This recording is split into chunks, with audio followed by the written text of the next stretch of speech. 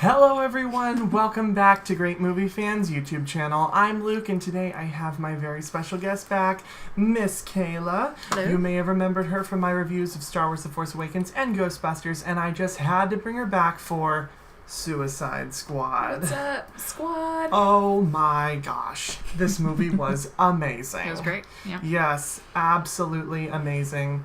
And we are going to just go right into this review, and once again, strong language ahead and spoilers. If you're offended by either, I'm sorry. Get off the internet. Get off the internet. But without further ado, let's get started. Okay, overall? Overall, I would give this movie a solid A rating. I'm going to give it an A-, because I'm far more critical. That's my job. Okay. But I just have to come right out and say, screw the critics. Yeah. Do not listen to what they're saying. They don't know what they're talking about. This is an amazing movie. Yep. And go see it. Yeah, definitely go see it.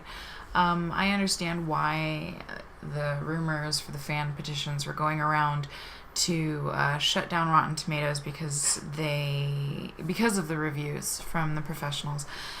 Even though the idea of in and of itself is ludicrous, just because you don't agree with an opinion doesn't mean you get to shut down a business. Yeah. In saying that, though, seriously, critical eyes and fans alike need to understand that life and death does not happen by the movie, and that the professional critics need to understand that not all movies are going to be absolute masterpieces. And just like our previous review that I was on, just like Ghostbusters, it's not meant to be a masterpiece. It's meant to have a good time. So that's where I'm at on it. Yeah, and I'm at the position where I am because I love going to the movies and I love reviewing movies for you guys and just putting my opinions and content out there.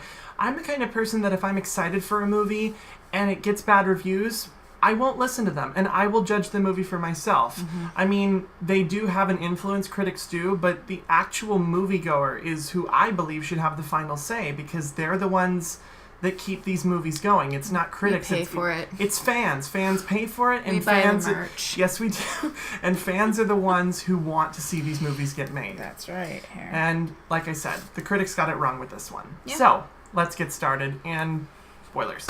Okay. So I'll start with going in order of the cast, starting with Will Smith. I thought he did a really good job. His comic timing was great. His character of Deadshot was really, really fun. You could tell that he was emotionally tortured with his relationships, with his past life and everything. And you could tell that he enjoyed his time on screen.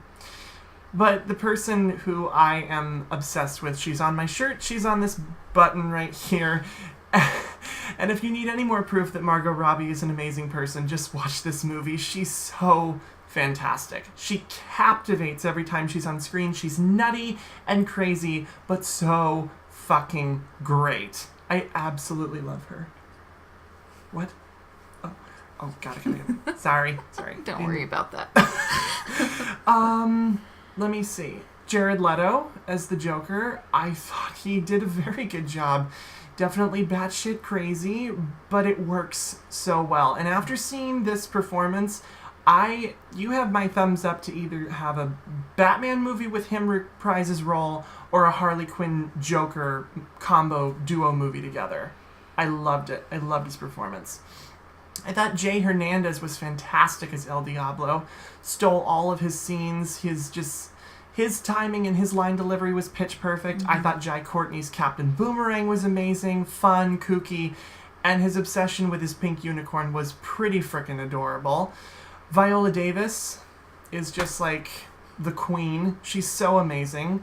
And I loved how her character, like, you never completely knew where she was on the spectrum of good and evil, but I just loved it. Her character was, the word that comes to mind is delicious, the way that her character was portrayed. I thought that Killer Croc was great. He's one of those characters that you write it into a script where he has like 5 lines and he just kills it with every single line delivery. He was amazing. Mostly because you have to lean in to understand what the hell he said. But it was good. Yes, and his makeup, so good. Yeah, the makeup was on Mark, yep.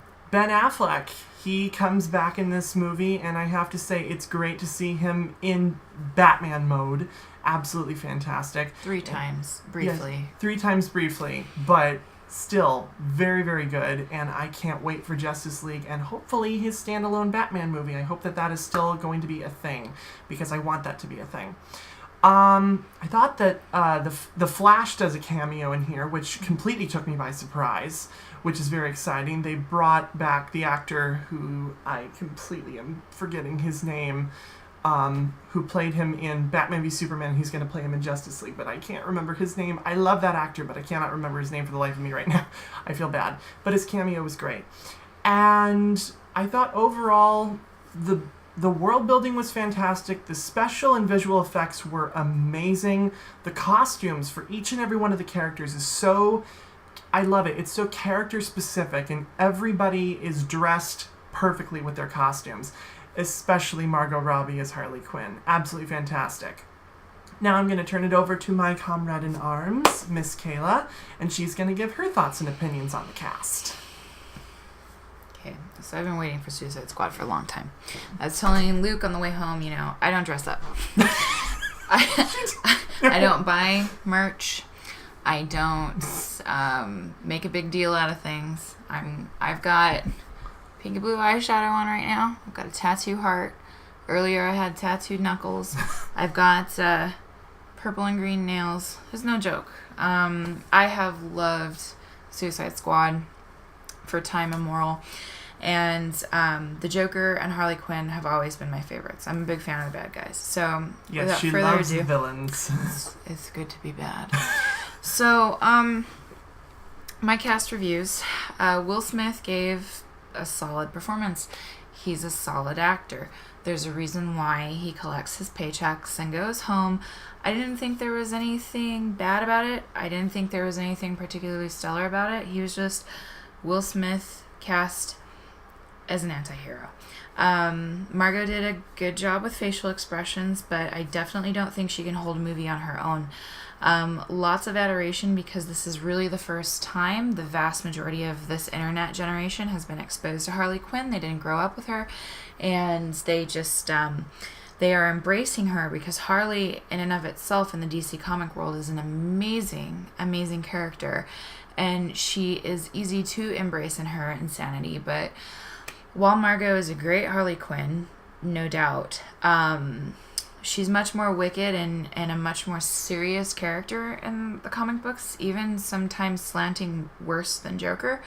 And she needed to be given more character development instead of just ditzy, stupid, and sexy, which is, Which she did great, but just more character expansion. Yeah, and that could be said across the board, which I'll go into. Mm-hmm. She can't handle her own franchise right now. She would need the Joker, or she would need Poison Ivy, and there would need to be a layered issue or problem, again, which is the same criticism that I have for this movie, but I'll get into that more later. Jared Leto did give a good performance, but he was dreadfully underused, and I am incredibly biased because the entire ramp up for this movie was the fact of Jared being the Joker, and he was a very minor character in the film. The brief flashes that he was included in the movie were brilliant flashes, but they're flashes in the pan and they were gone. So they need to, again, work on character development. He has a lot of potential. The rest of the cast was solid. I loved Viola Davis. Soundtrack music was fun. Nothing was epic about the score, but it was awesome cultural hits from the past. If you see the movie and you like quieter audiences, I would recommend going in a couple weeks, because people were singing along and whistling and hooting and howling. I mean, it was fun for our audience, but after a while it gets really old, especially when people are laughing at the same scenes we've seen in the trailers for the last year now. You knew exactly what was going to be said. You knew it was going to happen, so why do we have to laugh and clap again? And then I'm just going to do my overall, and Luke's going to give his overall. I thought it was a great movie. As we had discussed on the way home, I think I could have done without the Enchantress storyline and arc totally. Oh, yeah. I hated the fact that she was the villain. I mean, it just felt like it It was like it was a villain just for the sake of having a villain. It didn't Yeah. feel organic. It Yep. just It fell flat. It could have totally. I mean, it could have totally been thrown out the window. The entire movie, in my opinion, should have been dedicated to character building. Instead of trying to build the characters and then save the world as well in one 2.5 hour movie, it was just too much. And the idea of the Suicide Squad is that they're a whole group of bad characters, and the entire movie could have been spent introducing them and their backstories.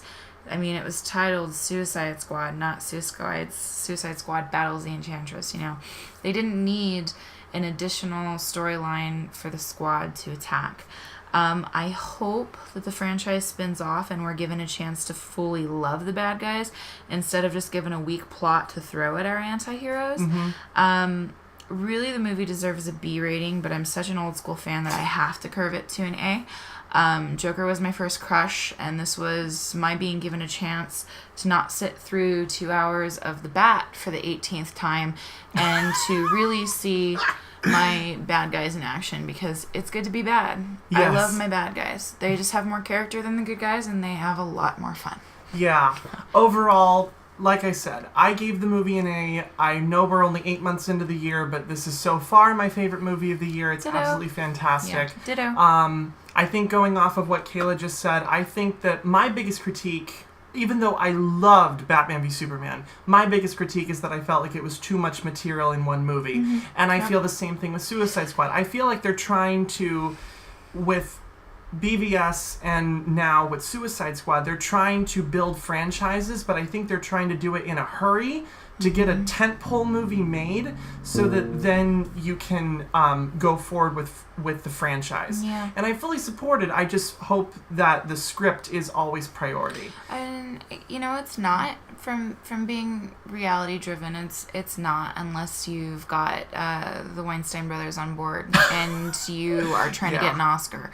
But really focusing on, I think that what happened is that they threw everything in the kitchen sink and said, let's see if it sticks. And if it does, maybe then we'll have an opportunity to make more movies and more merch.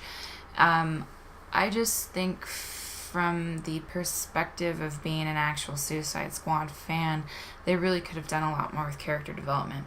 So we will see what happens. But other than that, definitely a great movie. Great movie. Go see it. It's a fun, wild, crazy ride that you will absolutely love. So that is our review for Suicide Squad. Once again, thank you, Miss Kayla, for coming on my channel. You are always such a wonderful, wonderful co-host to have. Squad. Be sure to give this video a big thumbs up. Hit the subscribe button if you're not already subscribed. You can follow me on all of my social media. My links will be in the video description. My other channel, GreatBroadwayFan, all the links in the video description as usual. Thank you so much for watching. Thank you. All right. Thank you so much for watching, and I'll see you all next time. Peace. Bye.